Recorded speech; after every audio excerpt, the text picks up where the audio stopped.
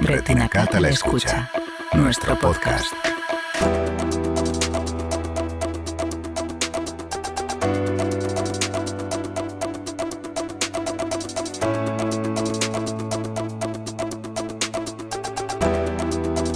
Continuamos la entrevista aquí, en Retinacat a la escucha, con la doctora Gemma Marfain, catedrática de genética de la Universidad de Barcelona. Hemos hablado de aspectos relacionados con el mundo de la genética, de cómo se originan las distrofias hereditarias de retina. Pero claro, mucha gente seguramente escucha este podcast pensando, bueno, ¿y las soluciones cuándo, no? ¿Y la cura cuándo llega? Por tanto, todo esto tiene que ver con el resultado de investigaciones que se están llevando a cabo, ensayos, etc. Un proceso que todo el mundo debe saber que es un proceso lento, que no hay que desesperarse porque no sirve de nada. Pero bueno, ¿qué podemos esperar? Eso sí que lo podemos preguntar. Y a la doctora Marfain le preguntamos, todo esto de las terapias génicas, la edición génica, ¿en qué momento estamos? Como llevo tantos años trabajando con distrofias de retina, he vivido desde la época en que la gente decía, yo no quiero saber qué gen tengo mutado o no quiero hacerme el diagnóstico. Total, ¿para qué? Porque estoy ciego. A que ahora son los pacientes quienes, de una manera más proactiva, piden, mire, empiezo a tener problemas de visión y quiero saber cuál es el gen que me está causando la enfermedad. No solo por el diagnóstico, sino también por el pronóstico. Es decir, saber si avanzará más rápidamente, más lentamente, si tienes que tomar decisiones reproductivas. Todo esto es muy importante porque, al final, forma parte de nuestra vida. Mira, pondré un ejemplo que creo que todo el mundo entenderá. La genética no la eliges, la heredas. Y es como la mano de cartas que, cuando juegas a las cartas, la mano que te llega, la mitad de las cartas del padre y la mitad de la madre, y tú no las has elegido. Tienes esas cartas. Y hay gente que tiene cartas muy buenas y gente que no las tiene tan buenas. Pero tienes que jugar, ¿verdad? La partida continúa y tienes que jugar esas cartas. Si sabes qué cartas tienes, puedes intentar jugarlas bien. Si no lo sabes, juegas al azar y entonces puedes sacar todas las cartas buenas y quedarte con las malas, o viceversa. Es decir, lo importante aquí es poder prevenir, poder realizar acciones. Y si tu enfermedad no tiene nombre y apellidos, clínicos, pero también genéticos, no podremos intentar encontrar terapias. Porque las terapias para las enfermedades minoritarias, incluidas, evidentemente, las distrofias de retina, que, aunque sean minoritarias, no son tanto, porque afectan a 1 de cada 3.000 personas en el mundo. Quiero decir que hay mucha gente afectada. Pues si no tenemos este diagnóstico genético, no podremos encontrar medicina de precisión, porque todas las enfermedades minoritarias necesitan medicina de precisión. No sirve cualquier cosa. No se puede comprar en la farmacia, sino que tenemos que saber qué es lo que no funciona y está causando la muerte de los fotorreceptores. Porque es muy distinto que sea un defecto del epitelio pigmentario, que sea un defecto porque el cono no funciona bien o que sea un defecto porque no funciona bien el bastón. Es que es muy distinto. Y tenemos que comprender qué está ocurriendo dentro de la célula. Entonces... Perdona, cuando hablamos de medicina de precisión, ¿queremos decir lo mismo que medicina personalizada? Sí, de hecho, a la mayoría de la gente le gusta más la palabra personalizada. Pero personalizada querría decir que es solo persona por persona. De precisión quiere decir que, a lo mejor, tú, aquella otra persona de allí y aquella otra persona de allá, que tenéis afectado el mismo gen o la misma vía, de hecho podéis ser tratados de la misma manera. Viene a ser lo mismo, pero a los científicos nos gusta más la precisión. Muy bien. Es verdad, la mayoría de la gente que nos está escuchando, cuando oye hablar de medicina personalizada o de precisión, piensa en terapia génica o terapia celular, que también podría aplicarse en algunos casos. Ciertamente, dentro de las terapias de precisión, la terapia génica es claramente una de ellas. Es decir, la gente que tiene una mutación en el gen RPE65, pues evidentemente sabemos que existen unos virus terapéuticos que llevan el gen correcto, que pueden inyectarse subretinianamente para que lleguen al epitelio pigmentario, porque esta proteína hace falta en el epitelio pigmentario, y de esta manera el epitelio pigmentario pueda funcionar correctamente, porque le han dado lo que no le funcionaba y ahora los fotorreceptores viven mejor y, por tanto, dejan de morir. Claro, pero ¿cuánta gente puede ser tratada con Luxturna, que es el nombre que tiene este tipo de medicamento? Bueno, muy poca. ¿Cuánta gente tiene mutaciones en RPE65? Muy poca gente en España. ¿Y el resto? Bueno, quizá habrá terapias génicas, pero se necesita mucha investigación. Aún así, me gustaría transmitir un mensaje, y es que la terapia génica es muy cara y hay que ver quién la paga. En Estados Unidos la paga la propia gente, y hay padres que, en lugar de comprarse una casa, firman una hipoteca para poder pagar este tratamiento a sus hijos y que no se queden ciegos. Al menos, intentarlo, porque, evidentemente, las terapias génicas funcionan bien, pero no al 100% en todas las personas. Pero bueno, de momento es esto o nada. Pero ¿qué ocurre con el resto de los pacientes? ¿Qué ocurre con los pacientes que quizá tienen una mutación en RPE65, pero se considera que, como es una terapia muy cara, ya no están dentro de la ventana temporal en la que pueden ser tratados?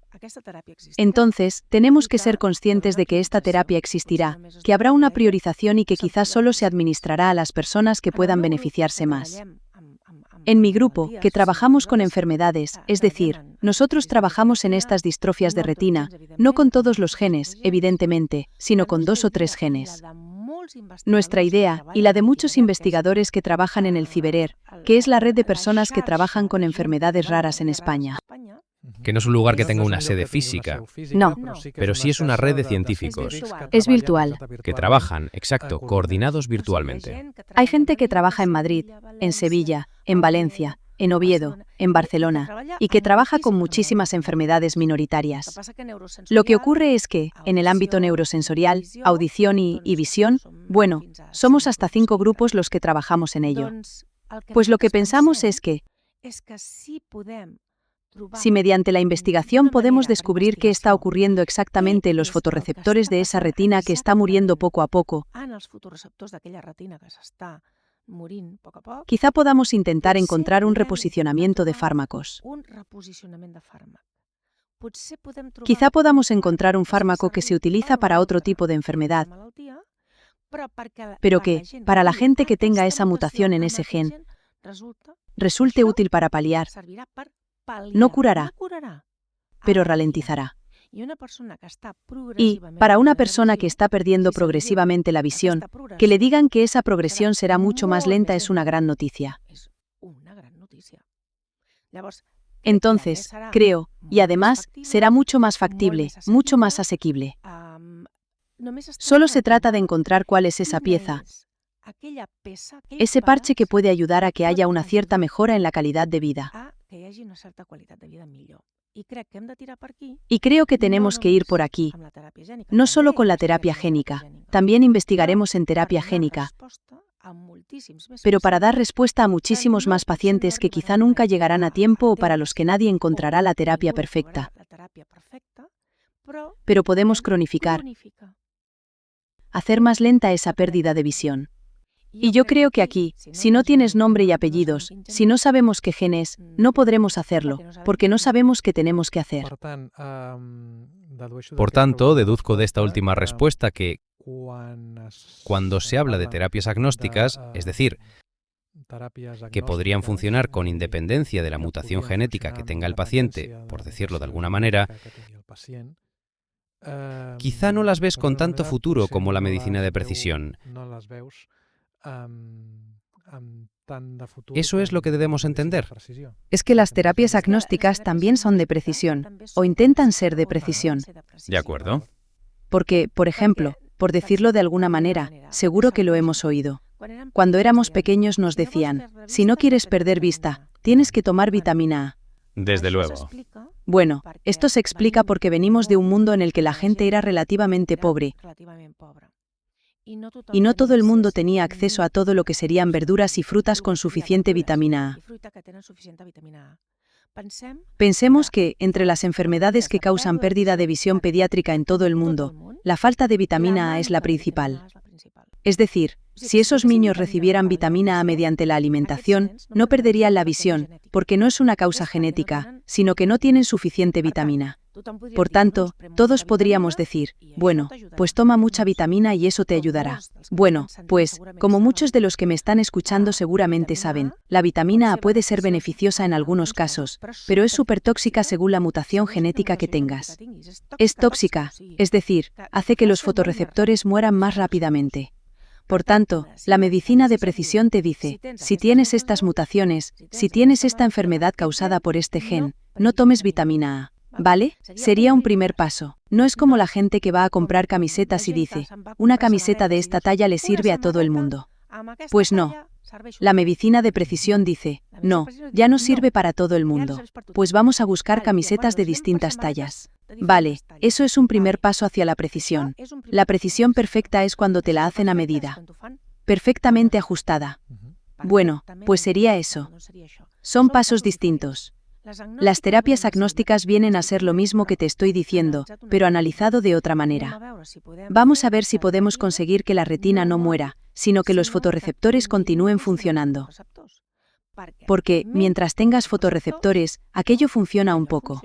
Si los pierdes, deja de funcionar. Mientras los tengas, realizan alguna función. Por tanto, creo que muchos investigadores nos estamos dirigiendo hacia este tipo de solución. Para mí, las terapias agnósticas bien fundamentadas científicamente serían una parte de la medicina de precisión. Dentro de este abanico de investigaciones que se están realizando, ¿no? Terapia génica, terapia optogenética, terapias celulares, visión artificial, edición génica. De todo esto, ¿hay algo que te llame especialmente la atención? A ver, la edición genética en el ojo no es una mala perspectiva. ¿Por qué digo esto? Lo digo porque la retina, el ojo en concreto, pero la retina en particular, que es la que nos afecta, es un órgano privilegiado porque está en el exterior y es muy fácilmente accesible. Cuando el oftalmólogo nos mira el fondo de ojo, está observando directamente las neuronas. Es una ventana. Ningún otro neurólogo tiene esa ventaja. No puede ver directamente qué está ocurriendo.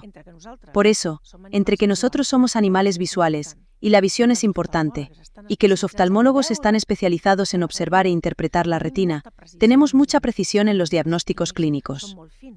Los diagnósticos clínicos son muy finos, pueden llegar a tener mucha precisión. Decía todo esto porque, además, la retina forma parte del sistema nervioso central, y eso significa que tiene una barrera hematorretiniana. Igual que existe la barrera hematoencefálica, la barrera entre el cerebro y la sangre, la tenemos entre la retina y la sangre. Y lo que pasa en el ojo se queda en el ojo. Esto es muy importante, porque significa que, si hacemos una terapia de edición genética o con virus terapéuticos, no se dispersan por el resto del cuerpo. Se quedan exactamente en el ojo y realizan su función en el ojo. Ya se ha intentado hacer edición genética mediante el sistema CRISPR, que seguramente alguien habrá oído mencionar, para un tipo de mutación en el gen CEP290 que causa amaurosis congénita de Leber. Es una mutación muy concreta que está dentro de un intrón, y para la cual el sistema clásico de cortar y pegar tiene buen pronóstico. Pero cada vez están surgiendo nuevas maneras de editar genéticamente con muchísima más precisión, de tocar únicamente un nucleótido, tocar solo la mutación, solo, como si pudiéramos corregir únicamente aquello, por eso se llama editar. Corregirlo. No en el ojo, no en la retina, sino en una enfermedad letal, muy grave. Se ha curado a un bebé tratando mediante terapia de edición genética una enfermedad del hígado, que era mucho más una caja negra, porque no se sabía si saldría bien y podía afectar a otras cosas. Es decir, pero bueno, si no, aquel niño habría muerto. O sea que era eso o nada, y lo han curado. En el ojo, esto funcionará aún mejor. Por tanto, una parte de las terapias se podrá realizar, si existe un buen diagnóstico, mediante terapia de edición genética. Hace falta, claro, que esté, porque claro, es tan precisa que solo servirá para esa mutación. Esta no es agnóstica, esta es de precisión total. Volvemos a encontrarnos con que servirá para un pequeño porcentaje de personas y un gran porcentaje se quedará igual. Entonces, aquí es donde creo que es tan importante hacer un buen diagnóstico genético. Incluso en los recién nacidos, a todo el mundo. Esto puede levantar ampollas, quizá, o quizá no, pero creo que llegaremos a ello. Creo que es el futuro. Sí, lo de la prueba del talón, un poco más, un poco... Mejor. Mejor. Mejor. Es que la prueba del talón, para la gente que seguramente nos está escuchando, todos saben que a los niños y niñas que nacen en Cataluña se les hace una pequeña punción en el talón en el propio hospital y se analizan unas enfermedades minoritarias. Ninguna relacionada con la visión. Se analizan enfermedades minoritarias. En cuanto a estas enfermedades minoritarias que se analizan, no sé si sabéis que dependiendo de la comunidad autónoma se analizan muy pocas, y dependiendo de la comunidad autónoma se analizan muchas. En Murcia se analizan 55, en Asturias 11 y en Cataluña 27. Esto significa que hay niños que nacen con una enfermedad minoritaria que podrían ser tratados cambiándoles totalmente la alimentación, porque se analizan enfermedades metabólicas.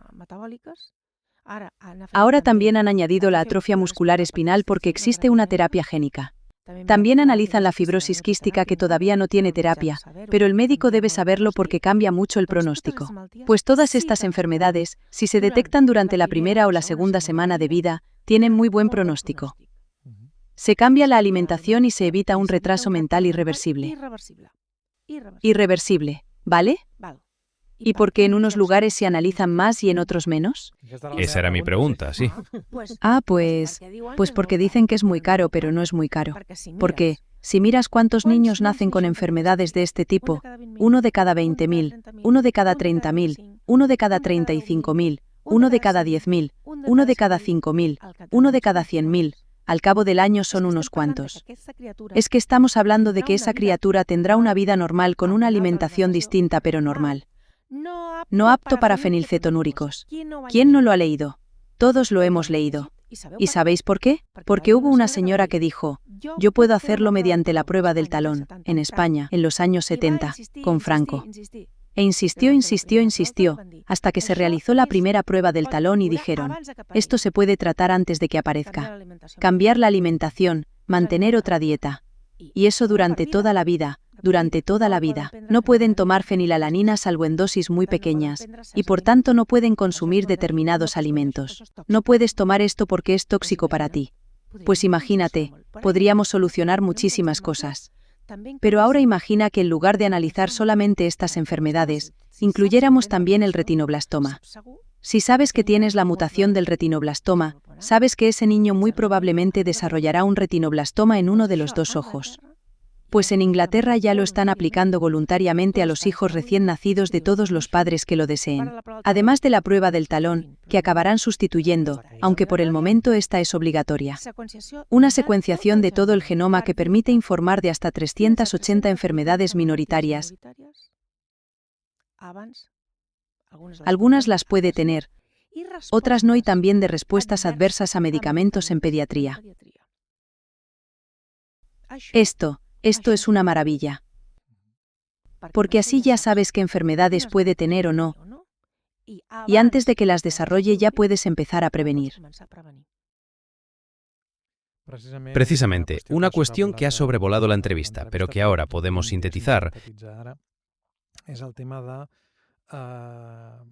es la de las personas que quieren ser padres y que de alguna manera están informadas de que al menos uno de los dos tiene una distrofia hereditaria de retina, ya sea como afectado o como portador.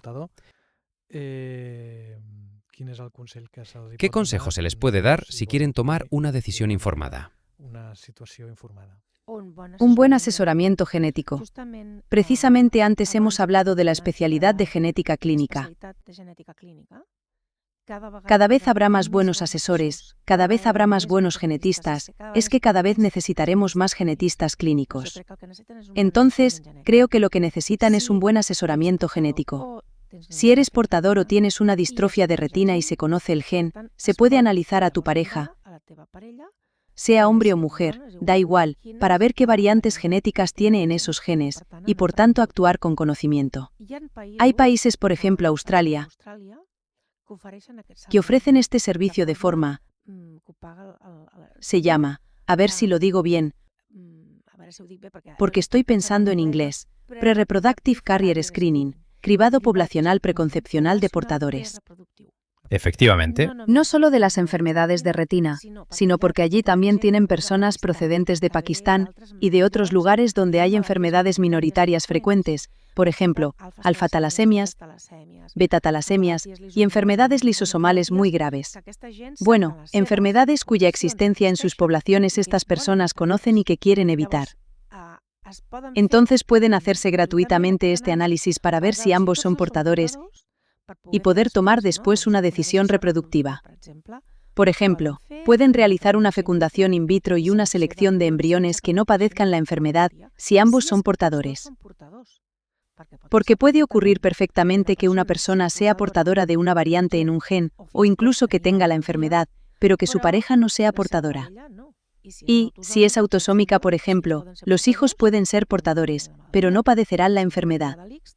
Si está ligada al cromosoma X, dependiendo de si es el padre quien la tiene, sabe que las hijas serán portadoras, pero no padecerán la enfermedad. Por tanto, disponer del diagnóstico genético y saber qué otras mutaciones puede tener la pareja, porque también podría ser portadora, te ayuda a tomar decisiones, te empodera para tomar decisiones. efectivamente. Antes lo has comentado. A los afectados nos interesan esta clase de investigaciones. Que haya movimiento, ¿no? Estamos pendientes de las noticias de todo tipo que nos llegan a través de las redes. Estamos pendientes de ensayos, estamos pendientes de dispositivos que puedan ayudarnos en nuestro día a día. En todo este panorama, ¿podemos transmitirles algún mensaje de esperanza? Sí, y además les diría que yo soy investigadora. Y sin los pacientes y las asociaciones de pacientes no estaría donde estoy, por muchas razones. La primera es que, como todos sabéis, la investigación es muy cara y es vital. Pero las asociaciones de pacientes hacen presión. Yo entiendo que muchas familias ya tienen bastante con intentar adaptar su vida a la nueva situación. No se trata de, evidentemente, las donaciones son importantes, pero no se trata tanto de las donaciones como del apoyo. Nosotros no llegaremos a ninguna parte si no tenemos el apoyo de los pacientes.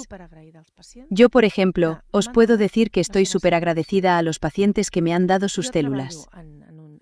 Yo trabajo con genes en los que para saber qué ocurre cuando ese gen no funciona, solo tengo dos maneras de averiguarlo, porque como evidentemente no puedo extraerle la retina al paciente. O genero un modelo animal, normalmente un ratón, en el que genero esa mutación e intento entender qué le ocurre cuando ese gen no funciona, y tengo un ratón. O generamos en una placa de Petri un modelo que es lo más parecido posible a una retina humana. El paciente nos da células de la piel, o ahora también sangre. Con las células madre de la sangre también podemos hacerlo. A partir de esas células del paciente, que por tanto tienen su genética y sus mutaciones, nosotros las convertimos, las convencemos para que vuelvan a ser embrionarias. Todo esto en la placa de Petri, es decir, el paciente solo me ha dado una biopsia de piel o su sangre, estando vivo evidentemente, y yo reconvierto las células del paciente en embrionarias y hago que se diferencien en retina. Y tengo una mini retina en la placa de Petri que es un avatar, es como el paciente. Evidentemente, no tiene contacto con el cerebro, sí, le faltan cosas. Pero puedo estudiar qué ocurre en los fotorreceptores de esa retina, porque degeneran, qué medicamentos puedo administrarles, si responden bien o mal, si la terapia génica sería efectiva o no, qué método puedo utilizar, y es lo más parecido. Necesito las dos cosas. Necesito el ratón, porque el ratón ve, porque tiene un cerebro detrás, y por tanto puedo observar si recupera la visión, pero no tengo el metabolismo humano. El metabolismo humano lo tengo gracias a las minirretinas del paciente, gracias a su generosidad. No hay nada más valioso que el paciente. ¿Y si los pacientes no podemos investigar? Por tanto, es gracias a los pacientes como avanza la ciencia. Es gracias al trabajo constante de investigación, como, por decirlo de alguna manera, podemos sumarnos a una esperanza. También es verdad, y seguramente es un tema recurrente en el mundo científico, que faltan recursos económicos. No sé, ¿qué piensas de eso? ¿Cómo se puede solucionar? Para quienes nos están escuchando y dicen, caramba, yo quiero participar en esto, que sepan que existen registros de pacientes y biobancos. El FIBERER tiene un biobanco que recoge muestras de los pacientes, pero no pueden acudir directamente, porque no puedes presentarte como paciente y decir, yo quiero ir. Tiene que solicitarlo vuestro médico. Y vuestras células pueden formar parte de ensayos. Quizá no de manera inmediata, pero sí, esto es muy importante. Lo digo porque quizá haya gente que diga, yo quiero participar, quiero que investiguen mi caso. Que sepáis que todo esto no se puede hacer a escondidas. Tiene que hacerse correctamente. Pero existen biobancos que acogerán vuestras células, y los investigadores que lo deseen, de aquí o del resto del mundo, podrán estudiarlas. En primer lugar. Después, perdona, ya me he enrollado Sobre los con recursos esto. económicos. Ah, sí, muy bien. A ver, no hay muchos. Pero a veces cuando no tienes mucho dinero, el ingenio tiene que compensar la falta de recursos. Por ejemplo, mucha gente que trabaja en enfermedades minoritarias, aunque no todos trabajemos en visión, trabaja en muchísimas enfermedades distintas. Estar conectados en red permite resolver problemas comunes, porque al final, una enfermedad minoritaria significa que hay un gen cuya información no es correcta. Por tanto, si sabemos que alguien tiene una estrategia que cree que puede funcionar, y gracias a que estamos en esta red, puede enseñármela, yo no tengo que empezar desde cero, no tengo que picar piedra desde cero. Ya empiezo sabiendo que esto funciona mejor y que aquello seguramente no funcionará. Es decir, creamos una red para aprovechar mejor los recursos. También es cierto que hay más recursos para el cáncer. Para las enfermedades neurodegenerativas, la gente siempre piensa que hay más. Bueno, hay muchos familiares que pueden tener cáncer, o ellos mismos pueden llegar a tenerlo. Pero hay una cosa que también me gustaría transmitir, y es algo que se llama Rare in Common. Y es que, ahora que podemos secuenciar a la gente que está enferma, tanto si tiene cáncer, Alzheimer u otra enfermedad neurodegenerativa, como si tiene una enfermedad renal, porque el riñón no acaba de funcionar, o hepática, que son cosas más frecuentes, o por ejemplo osteoporosis como he dicho antes.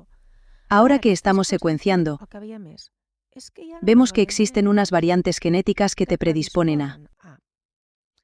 Es como si tuvieras unas cuantas cartas, ¿no? Que te dicen, caramba, con estas cartas nunca podrás jugar al póker. Como mucho, puedes intentar una escalera de color, dependiendo de cómo. ¿Por qué digo esto? Porque investigamos dónde están esas mutaciones predisponentes en genes, que cuando la mutación es muy grave, causan una enfermedad grave. Por ejemplo, las distrofias de retina. Como ya os he dicho, hay muchísima gente que es portadora sin saberlo. Y puede que eso la predisponga a padecer degeneración macular asociada a la edad. ¿Cuánta gente tiene degeneración macular? Mucha. Mucha.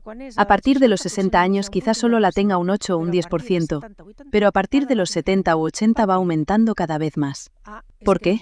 Ah, es que no es genética. ¿Quién ha dicho que no sea genética? No es genética mendeliana. No es la genética de una distrofia de retina clásica. Pero pensemos que en Europa, un 30 o un 35% de la población es portadora de una mutación que causa distrofias de retina. Esa persona ya tiene el 50% de lo que habría sido un 100%. No lo sabemos porque nadie lo analiza. Stargardt. ¿Sabéis cuánta gente tiene mutaciones hipomórficas en ABCA4 en la población europea? ¿Por qué hay tanta degeneración macular en Europa? Probablemente porque hay mucha gente que es portadora de una variante denominada hipomórfica, es decir, una mutación no demasiado grave. Puede estar circulando por ahí. Sería interesantísimo poder averiguarlo. No para hacer sufrir a la gente, sino para prevenirlo. Investigar las enfermedades raras, en el fondo, es el punto de apoyo. Dame un punto de apoyo y moveré el mundo. Pues investigar una enfermedad rara es el punto de apoyo para comprender todo el resto de nuestra genética, que es la que determina todas las demás enfermedades que tenemos. No sé si queda algo más que añadir. En cualquier caso, lo que sí quiero hacer es dar las gracias a la doctora Gemma Marfany, catedrática de genética de la Universidad de Barcelona, por haber dado tantas facilidades a la gente de la Asociación Retina Catalunya, no solo para esta entrevista, sino también por las conferencias que ha ofrecido en el pasado, y espero que sigamos trabajando juntos en el futuro en toda esta situación que incluye a pacientes y científicos. Claro, es que formamos un buen tándem. Exacto, para que este tándem avance. Estoy convencida. Creo que los pacientes están cada vez más en el centro, pero no en un centro pasivo, sino en un centro activo. Cada vez son más proactivos, cada vez participan más.